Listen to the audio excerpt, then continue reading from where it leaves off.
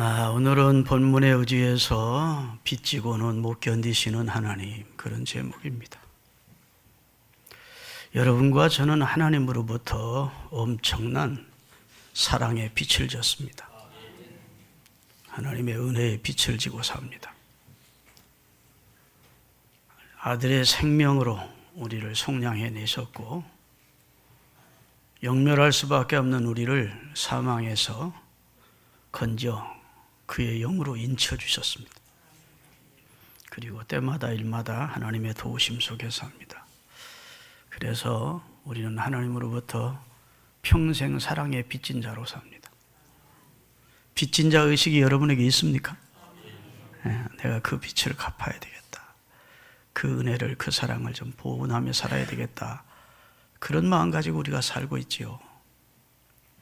그런데 우리가 만입이 있어도, 만 개의 몸을 다 주님 앞에 드린다 하도 하늘을 두루마리 삼고 바다를 먹물 삼아서 하나님의 사랑을 기록해도 모자랄 것이라고 은혜 받은 성도는 고백을 하고 있습니다. 못 갚지요. 그렇죠? 영생을 주신 은혜를 어떻게 갚겠어요? 그런데 우리가 어떻게 하나님께 빚지울 수가 있느냐, 이렇게 여러분이 반문하실 겁니다. 이미 하나님으로부터 우리가 엄청난 빚을 졌는데, 우리가 하나님 앞에 무엇을 드린다고 하더라도 빚을 갚는 것이지 어떻게 하나님께 도리어 빚지울 수가 있느냐, 이렇게 여러분이 의아하게 생각하실 수 있을 거예요. 그런데 알기 쉽게 설명하면 이렇습니다. 자식이 부모의 은혜를 다 갚습니까? 못 갚습니까? 못 갚습니다.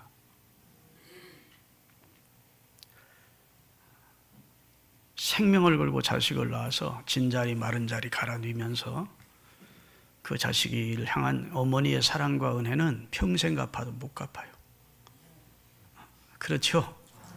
오직하면 높고 높은 하늘이란 말들 해도, 넓고 넓은 바다라고 말해도 어머님의 은혜와 사랑은 어떻게 다 보답하겠느냐, 이런 노래가 나왔겠어요. 부모님이 우리에게 베푼 은혜와 사랑은 우리가 못 갚습니다. 자식의 입장에서. 그렇다고 우리가 포기할 수는 없죠. 그런데 우리 편에서 아유, 어머니 고맙다, 아버지 고맙다 해서 무언가를 어머님께, 부모님께 드리면 그것은 부모님에게 너무너무 즐거움도 되고 행복도 되고 부담이 되는 겁니다. 이 아이가 지금 어려운데 뭘 내게 선물을 하나, 무슨 용돈을 주나. 내가 있다면 더 주고 싶습니까? 덜 주고 싶습니까? 빚진 자의 마음이 되는 거예요. 부모님은. 우리 선명이가 내게 아버지 설날이라고 뭐 추석 때라고 용돈을 주고, 어디 뭐 여행 간다고 용돈을 주고, 지금은 내가 능력이 있으니까 그 이상으로 줄까요, 안 줄까요? 내가 빚진 마음이 드는 겁니다. 본인도 어려운데 내가 그 입장을 다 아는데 자식의 도리를 하려고 또 고마운 마음에서 그 아이가 무슨 내게 용돈을 주든지 뭐 선물을 하든지 하면 그건 내게 부담이요. 내가 빚진 자의 마음을 가진다, 그 말입니다. 그 아이가 내가 빚을 준 건 아니지만 이 아이에게 더 잘해줘야 되겠다 하는 의무감과 함께 갚아주고 싶은 마음이죠. 그래서 꼭 더 던져줍니다. 하나님도 그렇다, 그 말이에요. 우리가 하나님의 은혜를 어찌 다 갚겠습니까? 그런데 하나님 앞에 하면 하나님이 보시고 그것을 빚진 것으로 아시고 갚아주신다고. 빚지고는 못 사시는 하나님, 빚지고는 못 견디하셔. 그 이상으로 갚아주십니다. 갚아주는데 그냥 내가 100을 얻어드렸다고 100을 주시는 분이 아니라고요. 30배, 60배, 100배 혹은 1000배 혹은 10,000배로 보상해 주겠노라고 말씀합니다. 하나님께만 하면 갚아주느냐? 그렇지 않습니다. 소자에게, 가난한 자에게, 참으로 가련하고 불쌍한 자들에게 선행을 하고 구제를 해도 하나님은 그것은 하나님께 한 것으로 여기시고, 하나님이 빚진 것으로 여기시고 보상해 주겠다는 거예요. 갚아주겠다는 거예요. 늘려서 갚아주겠대. 아멘. 그래서 하나님께 우리는 평생을 빚진 자로 살지만 그래도 하나님 앞에 우리가 무언가를 하든지, 오늘 본문에 보면 나와 복음을 위하여 자신을 희생하는 자는 이 땅에서 100배나 받는데, 물론 우리가 복음을 들었습니다. 생명 얻는 믿음을 가지게 됐습니다. 그러면 가족들이, 복음을 모르는 가족들이 핍박합니까? 안 합니까? 핍박합니다. 부모님들이 핍박합니다. 그렇다고 내가 얻게 된 이 소중한 구원과 소망, 생명을 포기할 수 없습니다. 그래서 가정 내에서 충돌이 일어납니다. 그렇죠? 교회를 가지 말라는 부모와 교회를 계속 다니면서 믿음 생활하겠다는 자녀와의 사이에 영적인 균열이 일어난다고. 그것이 싫어서 나는 그러면 아빠 엄마가 반대하니까 교회를 그만둬야 되겠다, 신앙생활을 안 하겠다, 그러면 거긴 역사가 안 나타납니다. 그런데 복음 때문에, 그리스도와 복음을 위해서 믿음을 지켜가면서 가족들의 핍박을 이겨내면, 오늘 본문에 보니까 결국은 그 가족들도 구원을 얻게 된대. 몰라서 반대하던 가족도 믿음을 지킨 나 때문에 결국은 나중에 구원을 얻게 된대. 그래서 지상에서 100배나 받고 천국에서는 영생까지 받는다. 믿습니까? 그런데 마지막 절이 중요합니다. 그런데 먼저 된 자로서 나중되고 나중된 자로서 먼저 될 자가 있다. 신비로운 말입니다. 자, 예수 믿는 시작은 먼저 했는데, 교회는 30년, 40년 다녔는데, 하나님께 빚 지우면 하나님이 갚아준다는 사실을 모르고 그냥 인색하고 그 다음에 자기중심적으로 신앙생활을 하면 일찍 먼저 된 자인데도 나중된다는 겁니다. 뒤늦게 믿었어도 하나님의 약속을 믿고, 할렐루야, 하나님이 보상해 준다는 사실, 하나님이 갚아주신다는 사실을 믿고 하나님 앞에서 행하면 사람이 앞서간다는 거예요. 축복을 먼저 받고 승리를 하죠. 믿습니까? 그래서 먼저 된 자로서 나중될 자가 많고, 나중에 믿기 시작했지만 하나님의 신실한 약속 붙들고 믿음으로 심고 축복을 심고 선행을 심고 하나님 앞에 상을 심어서 큰 상을 받는, 그래서 먼저 된보다 나보다 앞서가는 성도들이 많이 있을 것이라는 예수님의 예언적인 말씀이에요. 할렐루야. 여러분, 예수님께서 말씀을 주실 때 이런 말씀을 한번 하신 적이 있습니다. 소자 하나에게, 소자라는 것은 여기 저는 정말 별볼이 없는 인생, 가난한 고아라든지 당시 누구도 돌보지 않는 그런 과부, 그 외에 비천한 그런 인 가운데 있는 정말로 도움이 필요한 사람들을 말합니다. 그런 소자에게 주의 이름으로든지 주의 제자의 이름으로든지 냉수를 사랑으로 대접하면 결단코 상을 잃지 않으리라. 그 말은 누가 상을 주신다는 겁니까? 그 행위를 지켜보신 하나님이 상을 주겠다, 복을 주겠다는 겁니다. 할렐루야. 히브리서 11장 6절 우리가 잘 아는 말씀인데, 믿음이 없이는 기쁘시게 못하나니 하나님께 나가는 자는 반드시 하나님이 살아계심을 믿어야 된다. 그게 첫째 믿음이야. 두 번째는 그가 자기를 찾는 자들에게 상 주시는, 보상해 주시는, 갚아 주시는 하나님이 주는 줄을 믿어야 된다. 하나님은 우리가 드리는 선행이나 구제나 그 다음에 봉헌이나 충성이나 이런 걸 받으시고 입 싹 씻고 모른 척 하시는 분이 아니시고, 빚진 마음을 가지고 나중에 그 이상으로 보상해 주시는 분이라는 거예요. 상 주시는 하나님이라는 사실을 믿고 나와야 하나님이 기뻐하신다고 말씀해 주셨습니다. 할렐루야. 그래서 여러분, 잠언 19장 17절 말씀 읽고 말씀 계속 전합니다.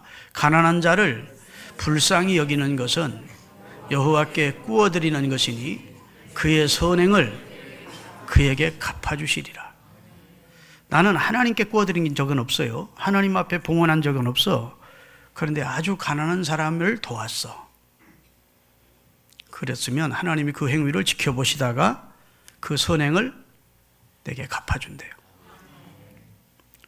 하나님께 꾸어드리는 것으로 하나님이 여긴데, 내가 빚졌구나 이렇게 하나님이 여기신데, 우리가 불쌍한 사람, 가난한 사람에게 선행을 베풀고 구제를 하면 하나님이 그 행위를 지켜보시고, 하나님은 아무 상관없는 일이지만 하나님은 내가 빚졌구나, 내가 저 사람에게 그 선행을 갚아줘야 되겠다 하고 복을 주신다는 거예요. 이야, 하나님의 사랑이 참 큽니다. 성경 전체가 하나님의 사랑을 말하고 있는 책이고, 하나님은 우리가 은혜 주실 만한 빌미만 조금만 있으면 은혜 주시기를 기뻐하시는 분이라. 할렐루야. 누가복음 6장 38절입니다. 주라, 그리하면 너희에게 줄 것이니. 여기 처음 주라는 우리 보고 어려운 사람들이나 참 가련한 이 사람들에게 주라는 겁니다.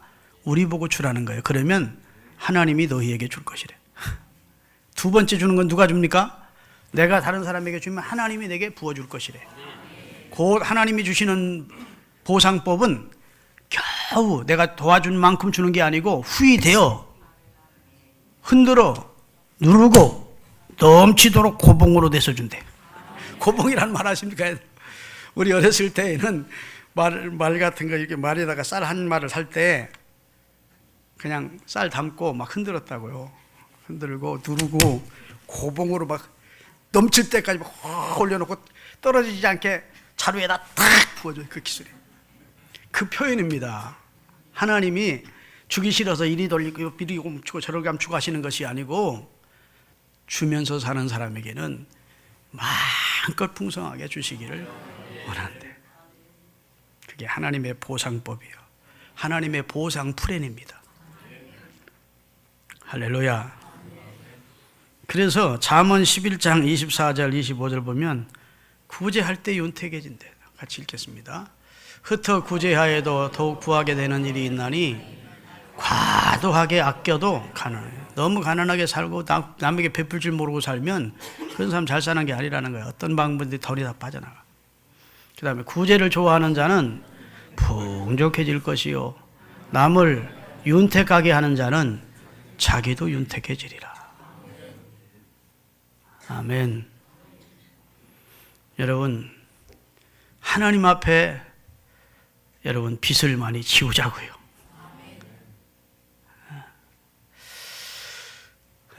통합측 총회장을 지낸 목사님 가운데 방송 설교도 많이 하고 방송 상담도 많이 하신 목사님 가운데 박종순 목사님이라는 분이 계세요. 충신교회, 이태원의 충신교회 담임 목사님인데 거기는 연예인들도 참 많이 출석하는 큰 교회입니다. 지금은 원로 목사님이 되셔서. 근데 그 목사님이 지금부터 약 60년 전에 여기 장신대를 다니다가 방학이 되면 시골에 목회자가 없는 교회에 가서 석 달 동안 목회를 하고, 그 다음에 또 개학이 되면 또 와서 공부하고, 또 그 다음 학기에는 또 그렇게 요청하는 시골 교회들이 있었대요. 우리 신학생 좀 보내달라. 그러면 또 방학 때 가서 또 목회를 하고 또 사임하고 또 신학하고. 그 목사님이 신학 다닐 때 시골 교회에 가서 겨울 방학 때 3개월 동안 목회를 했대요. 근데 그때는 참 추웠답니다. 사택이라 그러면 냉골방에서 거기서 묵으면서 목회를 했는데, 그 동네에 부자 교인도 나오고 가난한 교인도 나오는데, 그 당시 밍크 코트를 입고 다니는 여자 권사가 있었대요. 근데 말이 얼마나 뻔드름한지, 전도사님 옷 2개, 3개 겹쳐 입으셔야 됩니다. 전도사님 양말 2켤레씩 신으세요. 추운데. 내복도 따뜻한 거 입으셔야 됩니다. 이래서 이 양반 내복 좀 사라줄라나 그래도 하나 없대. 말만 번들어버리 가지고 연탄불 좀 팍팍 떼시라고 했었고, 연탄이 있어야 연탄불을 떼죠. 하여튼 말은 그렇게 번들으면 안 돼. 한 푼 갖다 촌지 한번 내복 아니라 양말이라도 사신이라고 돈 갖다 준 적이 한 번도 없대요. 대부분은 말로 다 떼오더라는 겁니다. 거기 교인들이. 그런데 서집사라고 하는 아주 가난한 여집사가 있는데 남편은 세상을 떠났고 아들 둘하고 딸 하나를 키우는 집사인데 대부분 남의 집 밭일 해주고 그 다음에 부엌일 해주고 모낼 때 가서 부엌일 해주고 그래서 받는 거 가지고 아이들을 키우고 있었대요. 뭐 새벽 예배 나와도 제일 늦게까지 울면서 기도하고 하는 신앙이 좋은, 비록 가난하지만 신앙이 좋은 그런 여자 집사가 있었대요. 근데 그때만 해도요, 정이 얼마나 사람들끼리 끈끈했던지 3개월 목회하고 떠나는 목사님이 송별 예배를 수요 예배 때 드리고 수요일 밤에 그 다음날 목요일 날 이제 기차를 타고 올라오는데 기차역까지 다 나온 거예요, 교인들이. 옛날만 해도 그랬습니다. 정이 그렇게 많았다고. 부흥강사 갈 때는 막 날 도열에 서가지고 막 이래주고 그랬거든요. 근데 그 부자 밍크코트 권사도 나왔고 다 나왔는데 전도사님이 서울 올라가면 똑같이 연탄 아끼지 마시고 너무 날씨 추우니까 양말도 하나 신지 말고 2개 신고 그 얘기를 또 반복하는데 뭐 봉투 하나도 없으면서 말로만 그러더래요. 둘러봐도 그 서집사라는 여자가 꼭 나와야 되는데 안 나왔더래요. 그래서 오늘은 일이 바빠서 아침부터 일어난 집에 일 가러 갔나 보다. 그리고 잘 계시라고. 그리고 이제 기차가 와서 기차를 딱 올라탔는데 저 벽에 숨어 있었는지 하여튼 그 구석에서 여자 하나가 막 뛰어오는데 보니까 서집사더라는 겁니다. 뛰어와서 눈물을 막 서글썽하면서 전도사님 고마웠습니다. 은혜 많이 받았어요. 안녕히 가세요. 그러면서 품에다가 무언가를 푹 찔러주더래. 근데 여러분, 그 노란 봉투 있잖아, 이렇게. 그걸 이제 붙여가지고 봉투를 만들어가지고 옛날 이렇게 이제 쌀자루 같은 봉투 있잖아요. 거기를. 그래서 뭐 엉겹결에 아유, 집사님 나오셨네. 안녕히 계시라고 올라가서 기도를 한 다음에 뭘 들었나 하고 이게 봉투를 뜯어봤더니 치약 하나, 칫솔 하나, 계란이 4개가 들었는데 글씨도 뭐 서툰 글씨로 삶은 달걀, 삶은 달걀. 그 다음에 2개는 안 삶은 달걀, 안 삶은 달걀. 그리고 양말 하나를 사서 넣더라는 거예요. 너무너무 그 사랑이 크고 고마워서 물질로는 얼마 안 되지만 그 마음이나 그 자신 그 감동이 돼서 눈물로 기도하면서 올라왔대요. 하나님, 우리 서집사와 서집사 자녀들을 축복하십시오. 하나님이 몇 천만 배로 보상해 주십시오. 하나님, 이 선행은 그냥 넘겨보지 마시고 꼭 하나님 기억해 주셨다가 갚아주십시오. 기도를 했대.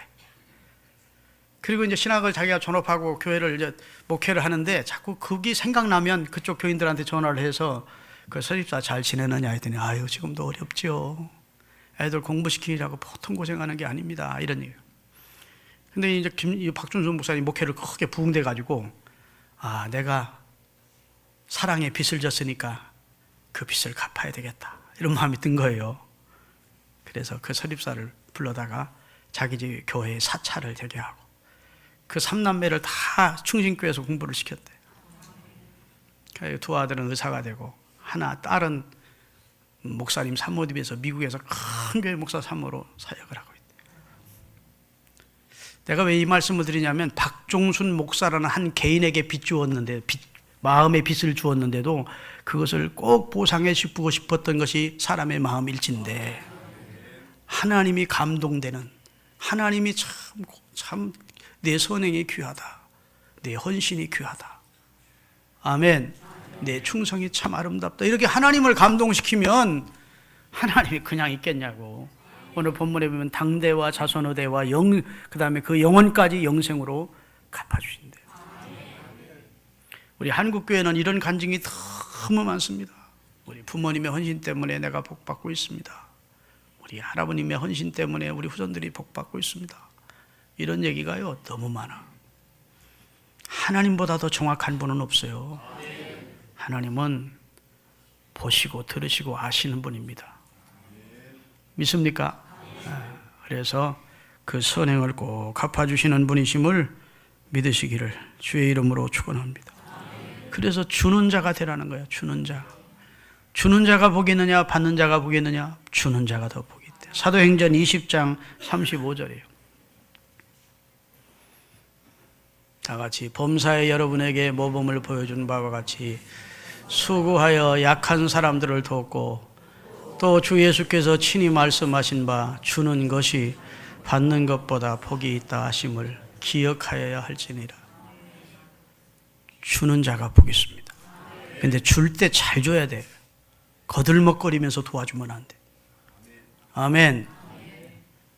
기자 불러놓고 사진 찍어가면서 선행을 베풀면 안 돼. 그건 기독교의 선행법이 아니에요. 아멘. 마태복음 6장 1절부터 4절까지 예수님의 우리 그리스도인을 향한 선행법을 말씀해 주셨어요. 사람에게 보이려고 그들 앞에서 너희 의를 행하지 않도록 주의하라. 사람을 인식하고 하지 말라는 거예요. 하나님이 보신다는 사실을 알고 하라는 거예요. 두 번째로 그리하지 아니하면 하늘에 계신 너희 아버지의 상을 받지 못한다. 상 받으려면 사람 의식하고 하지 말고 하나님이 보고 있음을 알고 하나님 앞에서 하라는 겁니다. 그 다음 2절 그러므로 남에게 구제할 때 외식하는 자가 사람에게 영광을 받으려고 회당과 거리에서 하는 것 같이 너희 앞에 나팔을 불지 말라. 진실로 너희에게 이르노니 그들은 자기 상을 이미 받았느니라.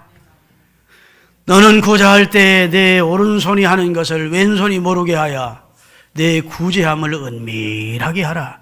은밀한 중에 보시는 너희 아버지 하나님이 갚아주시리라.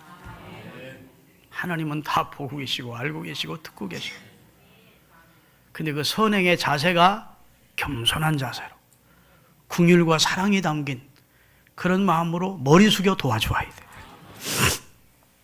제가 얘기를 했던가 모르겠는데 제가 충남도회에서 전도사로 교회를 담임을 약 9년을 했습니다. 그래서 그때 전도사회라는 회가 있었는데 이제 서기로서 일을 할 때 전도사회 회계를 맡고 계시던 곽 전도사라는 여자 전도사님이 온양 변두리에 있는 교회를 담임하고 있었어요. 여전사님인데 노처녀에 그때 한 40살쯤 됐을 거예요. 한 번은 전도사 세미나가 있었는데 저와 같이 차를 한잔하면서 막 우시는 거예요. 너무너무 가슴 아프고 속상해서 목회 못하겠다는 거예요. 그 사람을 그렇게 속상하게 누군가 했더니 그 온양제일교회 모 장로가 그런데 선교위원장 장로가 한 달에 돈 3만 원인가를 당시 도와줬는데 기분 내키는 대로 한다는 거예요. 자기는 그 3만 원이 꼭 와야 쌀도 좀 사고 부식도 좀 사서 자기 혼자 이제 생활하면서 전도사 교회를 다니면서 거기에서는 거의 헌금이 안 나오니까 시골교회 돈 3만 원씩 도와주는데 얼마나 거들먹거리니 장로님 선교비가 이번 달 안 왔네요. 그러면 그래서요? 교회는 얼마나 많이 모입니까? 좀 부흥 좀 됐습니까? 뭐 이랬었는데 좀 기다리세요. 그래놓고 또 몇 달 갔네. 그러면 또 전화해서 받으러 오세요. 보고서 만들어가지고 그래가지고 뭐 지금 상황이 어떤지 보고서를 만들어가지고 그 장로님을 교회로 찾아가면 앉아가지고 일장 한 30분 훈계한대. 시집이나 가시오. 응? 뭐 주의 일한다고. 교회 부흥도 안 됐구만. 시골 교회가 그렇게 부흥되는 교회가 아니거든. 얼마 오장육부를 다 집어넣으면서 꼭 지돈 주는 것처럼 밀렸던 선교비를 준다는 거예요. 그럼 막 너무 분하고 억울하고 속상하고 서운하고 그래서 막 운다는 거예요. 내가 의분이 속겠어 안 속겠어? 그럼 오장은 멱살을 붙잡고 패대기를 쳐보고 싶더라고. 그럴 수는 없지만 하여튼 내가 마음으로 결심했습니다. 내가 앞으로 큰 교회를 목회하게 되면 도와주는 교회에 보고서 내시오. 그런 얘기 절대로 안 하리라. 한 달도 밀리지 않고 내 월급은 못 받아도 보내주리라. 할렐루야. 도와주면서도 머리 숙여서 도와주리라. 감사하는 마음으로. 왜? 받는 자보다 나도 목회가 열매가 없었더라면 남들한테 도움을 받아야 될 입장이 아니겠습니까? 그런데 교회가 어느 정도 이제 성숙해서 남을 도와주는 교회를 담임하고 있으니 얼마나 감사한 일이에요. 감사하는 마음으로 겸손한 자세로 머리 숙여서 도움을 받는 목사님이 조금도 마음에 상처가 안 되도록 도와줘요. 아멘. 여러분 선행도 잘해야지 잘못하면 선행하고도 욕먹어요. 믿으십니까? 자세가 참 중요한 거예요. 자, 하나님 앞에서 그런 자세로 하면 하나님이 보상해 주겠대요. 이 땅에서 100배나 그리고 영생까지 아울러 주시겠다고 하나님이 약속해 주신 줄로 믿습니다. 열왕기하서 4장 13절부터 17절까지 읽겠습니다. 같이 한번 읽겠습니다. 엘리사가 자기 사원에게 이르되 너는 그에게 이르라 내가 이같이 우리를 위하여 세심한 발해를 하는도다. 내가 너를 위하여 무엇을 하랴? 왕이나 사령관에게 무슨 구할 것이 있느냐 하니 여인이 이르되 나는 내 백성 중에 거하나이다 하니라. 엘리사가 이르되 그러면 그를 위하여 무엇을 하여야 할까 하니 게하시가 대답하되 참으로 이 여인은 아들이 없고 그 남편은 늙었나이다 하니 이르되 다시 부르라 하여 부르매 여인이 문에 서니라. 엘리사가 이르되 한 해가 지나 이때쯤에 네가 아들을 안으리라 하니 여인이 이르되 아니로소이다. 내 주 하나님의 사람이여 당신의 계집종을 속이지 마옵소서 하니라. 여인이 과연 잉태하여 한 해가 지나 이때쯤에 엘리사가 여인에게 말한 대로 아들을 낳았더라. 자, 이런 내용이에요. 이스라엘 예루살렘 북쪽으로 가면 갈멜산이라는 산이 있습니다. 그 예루살렘과 갈멜산 사이에는 수넴이라는 동리가 있었습니다. 갈멜산에는 지금으로 말하면 신학교인 선지학교가 세워져 있었습니다. 그 선지학교의 교장이 엘리사 선지자입니다. 그는 왕도 그 앞에 굴복을 하는 만큼 권세 있는 하나님이 귀하게 쓰는 종이었어요. 할렐루야. 그가 그의 종 게하시와 함께 지금으로 말하면 하나님의 말씀을 전하기 위해 순례 여행을 떠나면 지나치는 곳이 어디냐면 수넴 마을을 지나서 예루살렘 쪽으로 갔습니다. 그렇기 때문에 수넴 여인은 하나님의 종이 자기 집 앞을 지나가는 걸 알게 됐습니다. 가끔 한 번씩. 그러면 뛰어나가서 우리 집에 오셔서 식사를 하고 가십시오. 맛있게 음식을 접대해드렸습니다. 그리고 지나가시다가 언제든지 저희 집에 오시면 저희들이 정성껏 대접하겠습니다. 그래서 주의 종을 정성껏 대접한 겁니다. 그것도 모자라서 이 주밀한 마음을 가진 이 여인이 주의 종 엘리사를 위하여 다락 하나를 지었습니다. 그리고 거기에 책상을 놓아드렸습니다. 언제든지 지나가시다가 여기서 하룻밤 주무시고 가십시오. 편히. 그리고 오늘날로 말하면 옷까지, 그 다음에 이불을 다 준비해 놓은 거예요. 그래서 엘리사가 주의 사역을 하다가 돌아오길 갈멜산까지 가기가 너무 힘들으면 거기서 하룻밤 묵어가기로 했어요. 그러니 엘리사 선지자가 지금 빚진 겁니까? 빚지지 않은 겁니까? 마음으로 그 여인에게 빚을 진 거예요. 어떻게 이 은혜를 어떻게 보답하나? 저 사람이 내게 이렇게 큰 사랑을 베푸는데, 그렇게 싶어서 하루는 그 여인을 불러놓고 당신에게 무슨 소원이 있느냐? 내가 당신한테 너무 큰 은혜를 입었는데 당신 소원 들어주고 싶다. 왕에게든지 사령관에게든지 내가 부탁하면 다 들어준다. 그러니까 부탁할 일 있으면 나한테 부탁을 해라. 그런 거예요. 그랬더니 그 여인이 아닙니다. 저는 이스라엘 백성들 가운데 편안하게 살고 있습니다. 제겐 특별한 소원 없습니다. 그런 거예요. 그래서 엘리사가 마음의 부담을 아직 덜지를 못한 상태인데 엘리사의 시종으로 있는 게하시가 선생님, 이 여인에게는 자식이 없더지다. 남편도 나이가 늙었네요. 그래서 그래가지고 그 여인을 부른 거예요. 문 앞에 섰습니다. 내년 이맘때에 당신 아들을 낳아 품에 안게 될 거야. 엘리사는 대단한 능력을 가진 하나님의 선지자예요. 할렐루야. 말 한마디 하면 앙콤이 나와서 수많은 사람을 살 만큼 대단한 권능을 가지고 있어. 그러니까 당신 내년 이맘때에 아들을 안게 될 거야. 그랬더니 이 수넴 여인이 뭐라고 하죠? 하나님의 사람이요, 나 놀리지 마세요. 나 가지고 놀리지 마세요. 그래, 안 믿었어. 그런데도 그 다음 해 잉태해서 그 다음 해에 아들을 품에 안게 됐다는 거예요. 다시 말해서 하나님이 보상해 주시더라는 거예요. 주의 종을 향한 선대와 그 선행을 하나님이 보상해 주시더라는 거예요. 사랑하는 여러분, 하나님이 성경 보면요, 내가 성경 설교 준비하면서 가풀이라 이렇게 쳐버리고 성경을 딱 뭐라고 그러나 이렇게 렌즈로 해놓은 데가 있어요. 컴퓨터 탁 누르면 성경 전체에 가풀이라는 말이 다 나와. 그 다음에 갚아주시리라 또 쳐봤어. 했더니 막 행편없이 많이 나와. 다 인용할 수가 없어. 선행도 갚아주시고 악행도 갚으시고. 아멘. 그 가운데 로마서 2장 6절부터 한번 띄워보십시오. 하나님께서 각 사람이 행한 대로 보응하시되 참고 선을 행하며 영광과 존귀로 썩지 아니함을 구하는 자에게는 영생으로 갚아주시고 오직 당을 지어 진리를 따르지 아니하고 불의를 따르지 않는 자에게는 진노와 분노로 하시리라. 아멘. 선을 행하다 낙심하지 말지니 피곤하지 아니하면 때가 이름에 거둔다. 아멘. 그렇게 하나님은 다 갚아준다는 말씀을 많이 하고 계세요. 갚아주시는 하나님을 믿으시기를 예수 그리스도의 이름으로 축원합니다. 그래서 원수도 네가 갚으려고 하지 말아요. 내가 갚아준다는 거야. 기도만 하고. 결론입니다.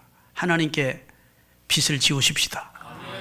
그래서 하나님이 많은 것으로 당대와 자손의 대와 여러분에게 현세와 내세까지 주시는 상과 복을 체험하십시오. 성경의 대표적인 인물이 300데나리나 되는 귀한 옥합을 예수님 앞에 깨트려서 예수님께 부어드렸다. 오늘날은 말하면 3천만 원을 주님을 위해 허비한 거예요. 그런데 그거 팔아서 가난한 자들에게 주면 얼마나 좋았겠느냐. 이에 타산을 따지기 좋아하는 가룟 유다가 시비를 걸자 예수님은 가룟 유다를 홍군형을 내십니다. 가난한 자들은 항상 너희 중에 있다. 가난한 자를 위해서 선행할 수 있는 기회는 많다. 그러나 나를 위해서 할 수 있는 기회는 많지 않아. 하나님이 내가 십자가에 달려 죽은 다음에 내 몸에서 냄새날 것을 걱정하시어 이 여인을 감동시켜서 향유를 내게 붓게 한 것이다. 이건 하나님의 경륜 속에 있는 일이야. 이 여인이 행한 선행은 천하 복음이 증거되는 모든 곳에서 증언될 것이다. 그렇게 축복해 주셨다. 여러분, 우리가 1년 365일 늘 하나님을 감동시킬 수는 없을 겁니다. 사람인지라. 그렇지만 어느 순간 하나님을 감동시킬 만한 일을 내게 주어질 때가 있어. 그때는 포기하지 마십시오. 옥합을 깨트리시고 할렐루야. 하나님 앞에 헌신하시고 구제하시고 너무너무 선행을 많이 해서 선행을 베푼 것이 기억도 안 나야 돼. 어쩌다 선행 한번 해놓고 그걸 또 입으로 막 내가 누구 도와줬어 이랬었고 하지 마시고. 믿습니까?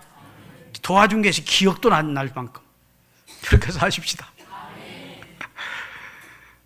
우리나라에 와서 홍보 원장님이 계신데 장로님인데 병원을 크게 하신 장로님이 계세요.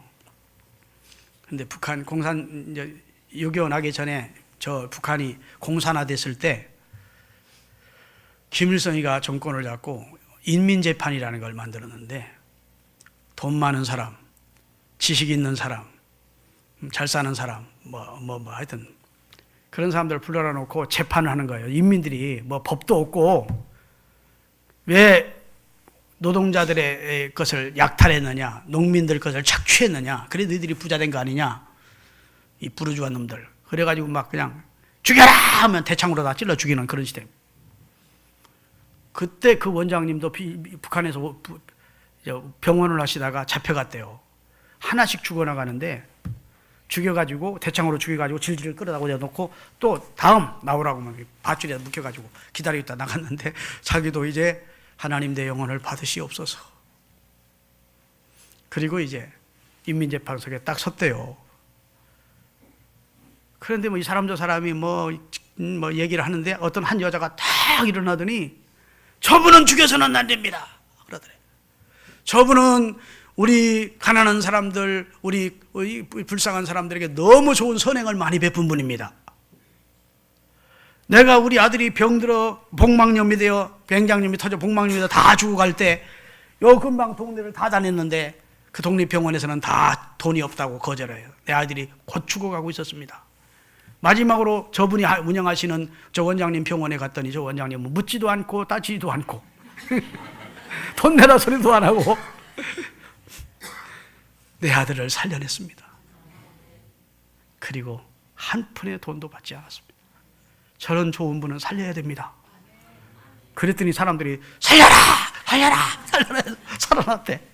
실제 있었던 일입니다. 그 몇 사람들을, 그 가난한 사람들을 치료해 주었는데 그것이 그렇게 그때 그런 놀라운 생명을 얻는 결과로 나타날 줄은 본인 자신도 몰랐다는 거예요. 여러분, 사람 100년 미만 삽니다. 좋은 일 하며 사십시다.